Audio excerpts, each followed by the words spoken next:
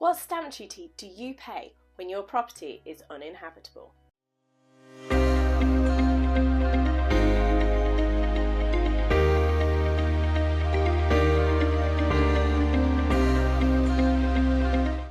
Hi, I'm Shapcotts, qualified chartered accountant, property investor and entrepreneur. Let's sit down and have a chat. Let us start with the question of why is it so important for us to know whether a property is uninhabitable? Well, the very key reason is if your property is deemed to be uninhabitable, then you don't have to pay any stamp duty. So that's a pretty good relief available if you have an uninhabitable property. The only key thing is, well, what is classified as an uninhabitable property? So let's dive into the guidance that HMRC provides us and see what it specifically classifies as uninhabitable. The key thing here is that the property has deteriorated or it has been damaged to the point that it is no longer classified as a dwelling. But it is important to note that HMRC expect this to apply to very few properties. So it's not going to be every property that you look at that looks a bit dodgy. Now, a property might not be considered suitable for use if the property cannot be readily put back into its rightful position. And a key point here is normal repair work, replacement or modernisation cannot resolve the issues in the property. So if the property is just severely damaged, that does not necessarily mean that the property is uninhabitable from a stamp duty point of view. If it's in a dodgy condition, not in great condition, but you can just go in, fix everything, and it will be returned to a normal dwelling, then that would not necessarily be classified as uninhabitable. And a key point here is that it can be rectified quite quickly and quite easily. So things like there's been a temporary removal of a bathroom or a kitchen does not in itself mean that the property is not suitable as a dwelling and cannot be fixed. There may be substantial repairs to windows or the roof. You may need to replace the boiler or the pipework in the property. It could have unsafe electricals or it might need its services reconnected because they've been disconnected. It may have an infestation of pests or it might have flood or water damage. Or it might have damp problems and need plasterwork replacing. HMRC's point of view is that these are all common fixes that can be done quite easily and are readily available to make the property back into a dwelling. So it doesn't make it unsuitable for use as a dwelling, it just makes it that it needs a bit of work to be done on it to make it up to scratch again.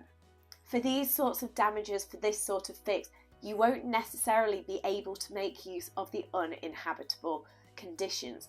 As HMRC consider that it is inhabitable, it's just unsuitable at present, but a quick fix or a reasonably easy fix can actually bring that property back into use.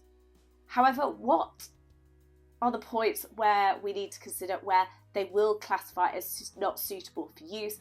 And it does fall within the uninhabitable conditions. As you'll no doubt appreciate, there is very few of these conditions, so it's hopefully quite quick for us to just go through what would be seen as an uninhabitable property. In the guidance there are 4. So our first one is where there is high levels of asbestos and it's seen as unsafe to be doing the work in the property. And in these cases that they potentially see that actually deconstructing the property itself is probably the safest way to remove the asbestos to enable the property to move forward in a new guise entirely. Secondly, where there is radioactivity in the property. So this is high radioactive pollution, which hopefully not many of us are seeing when we're investing in property. Maybe that one would be a no-go for most of us, so possibly not one that we're going to be making use of. Where there is a high probability of walls collapsing is our third condition, which we may see some of those, whether it be from fire damage, whether it be from significant flooding damage, whether it just be a property that has been old, deteriorated and really has been left in a very, very poor condition. So this one we might see on the odd occasion.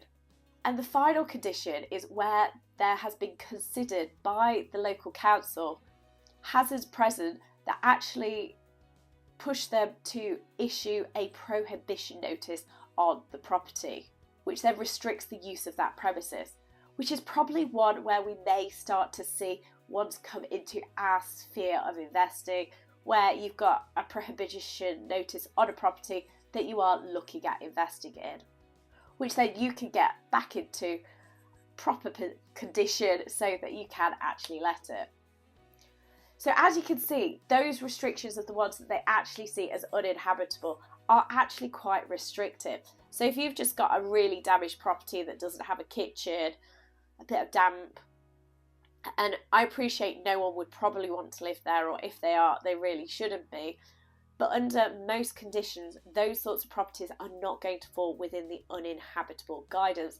However, if you've got properties that are maybe on the verge of collapsing or on the verge of needing a lot of work because they've had a prohibition notice, then these are definitely ones that the uninhabitable conditions would apply, and you could be looking at reducing your stamp duty down to a minimum. Hopefully today you've discovered what the stamp duty position is when you have an uninhabitable property. If you have any comments, then please do leave a question. Please like the video and do subscribe to the channel, and let's make tax less taxing.